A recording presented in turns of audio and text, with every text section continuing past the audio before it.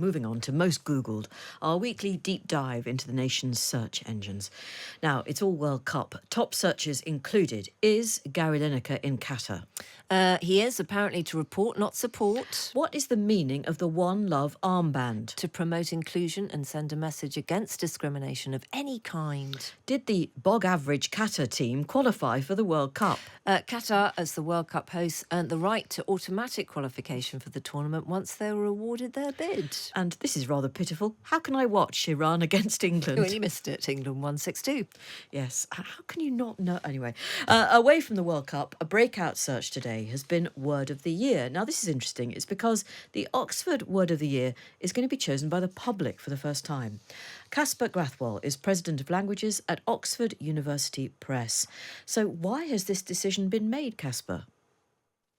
Well, it's interesting. This year, we decided to open up the last phase of the process to word lovers everywhere because, look, it's been a really tough year. And we just thought one of the most fun things we do all year long is work on the Word of the Year, debate, decide what the selection is. Why not bring people into it and let them have a voice in our final selection? It can be a rum move, though, can't it, involving the general public? Because you do get the Boaty McBoatface, I can't even say it, never mind vote for it, Boaty McBoatface thing will emerge, possibly. Well, I mean, look, we went through the process to the last stage that we are usually at. We have 3 contenders, and we thought we're going to put forward the evidence for everyone to look at these 3 over the course of the next couple of weeks. And everyone has a chance to vote on our social media, on the webpage, and we'll see what the public thinks. So you better tell us what the shortlisted words are then. I will. So the 3 words that we've narrowed it down to are metaverse. Oh. Sorry, yes. Yes. Okay. You feel free to comment on each one as I go. Hashtag I stand with. Well, I mean, a word. Well, we always include in the Word of the Year, we're generous when we define word. You know, it could be a phrase, it could be an expression. And hashtag I stand with was it just spiked this year with I stand with Amber Heard or I stand with Ukraine. I mean, it's this idea of online solidarity has really taken off. And then, of course, the third one is a new term, a neologism called, and it's Goblin Mode. Goblin Mode?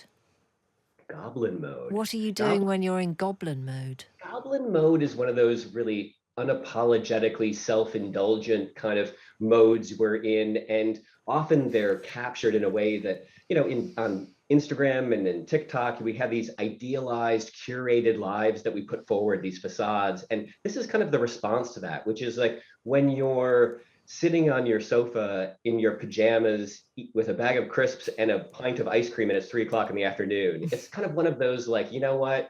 I'm rejecting it all. I'm just kind of Casper, it's like the old letting it all hang world. out. That's just how Jane and I grew up. Now it's got a mode on it. It's got a whole term on it. But also, how do we know that goblins behaved in this fashion?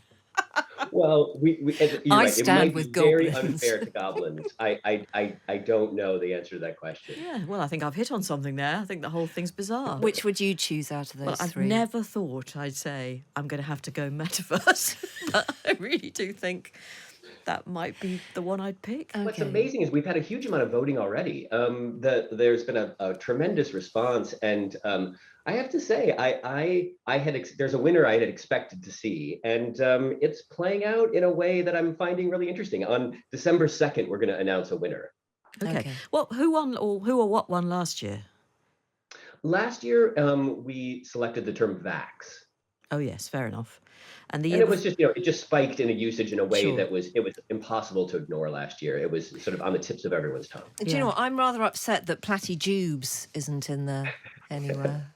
Platyjubes was a good one. I mean, it almost made our short list. It's true.